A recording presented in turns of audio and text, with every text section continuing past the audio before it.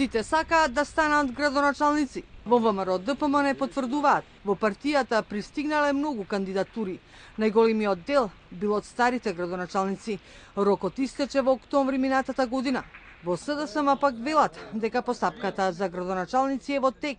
Се уште општинските организации ги прибирале кандидатските листи кои треба до средината на март да ги достават до централата на Бихачка. Во јавноста и во медиумите веќе почнаа да се вртат имиња. Дневник напиша дека поранешната пратеничка на СДСМ Софија Куновска и директорот на Паркинзи на општина Центар Саша Богдановиќ би можеле да му ги поматат сметките во градоначалничката трка на Жерновски.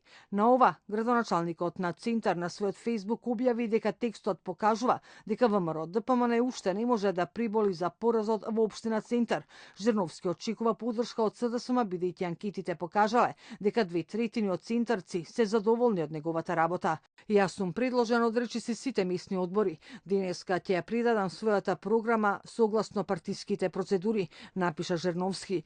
Од СДСМ велат дека во сред постапка не сакаат да коментираат, бидејќи би било неблагодарно да фаворизираат било какви имиња. Како кандидати на ВМРО ДПМН из општина Центар, дел од медиумите ги објавија имињата на директорот на Центарот за комуникација на партијата Иво Котевски и министерот за здравство Никола Тодоров.